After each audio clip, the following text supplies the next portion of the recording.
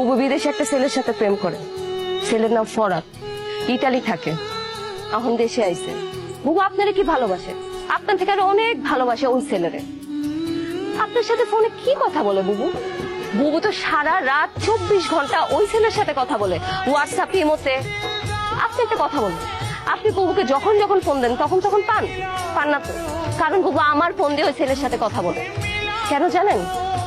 কারণ আপনি যেন অ্যানাদার কল ওয়েটিং এ না পান। আমার বুবু এখন কই আপনি জানেন?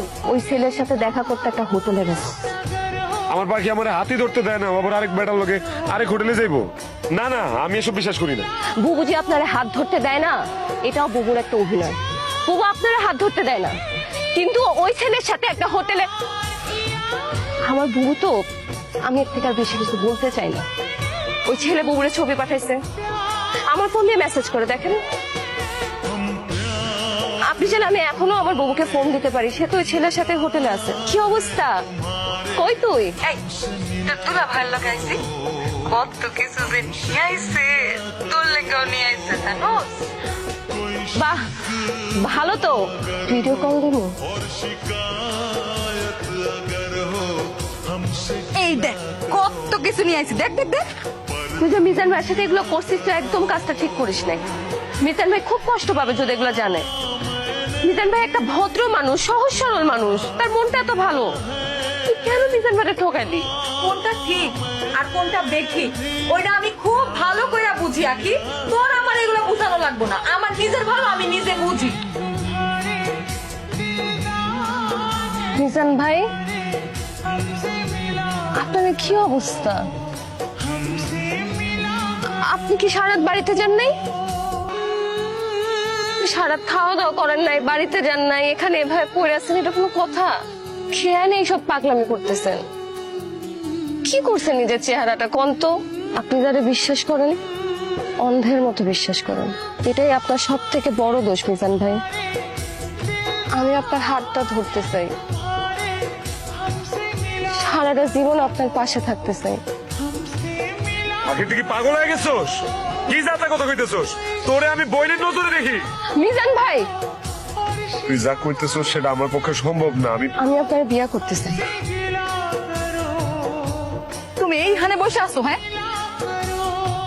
এই, আমি যে তোমারে পাগলের মতো খুঁজতাছি সেই দিকে তোমার কোনো খেয়াল আছে? গতকাল রাত থেকে আমি তোমারে কতবার ফোন দিছি, তুমি দেখো তো একটাবারও তুমি আমার ফোন ধরো নাই। তুমি কি মনে করছো তুমি এরকম লুকায় থাকবার আমি তোমারে খুঁজে বাইর করতে পারবো না? তুমি আসলে আমার কোনো খোঁজ খবরই রাখো না। এখন আর আমি কি করতেছি, কই আছি, তোমার জানার কোনো ইচ্ছাই নাই। গতকালকে আমি সারাদিন কই ছিলাম, কি করতেছিলাম, কোনো খোঁজ খবর নিছো তুমি? আমার একটাবার খোঁজ নিছো? তোমার লগে আমার দেখা করার কথা ছিল, আমি কেন আসতে পারি নাই, কই ছিলাম সেটা জানার একটাবার চেষ্টা করছো তুমি? আমার তো সর্বনাশ হয়ে গেছে রে, আমার তো সবকিছু শেষ হয়ে গেছে, সব ধ্বংস হয়ে গেছে, আমার আগে সব শেষ হয়ে গেছে, সব ধ্বংস হয়ে গেছে। কয় তুই কি কয়? কি হয়েছে গো? পড়ান আছে না, পড়ান ও তো বিবাহিত আকি,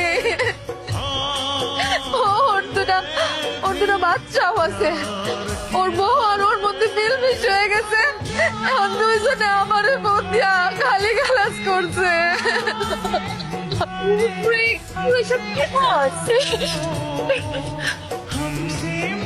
তুই ঠিক বলতি জানো, মিজানের বদয়া লাগছে, মিজানের বদয়া লাগে আজকে আমার সাথে এরকম হয়েছে। আর আমি কি করব? মিজান তো আমার ফোন ধরতেছে না। তুই তো মিজানের ফোন দে না, দে না। বুবু, আমি মিজানের ফোন দিতে পারবো না। আরে তোর বোন বিপদে পড়ছে, তুই তোর বোনের পাশে থাকবি না?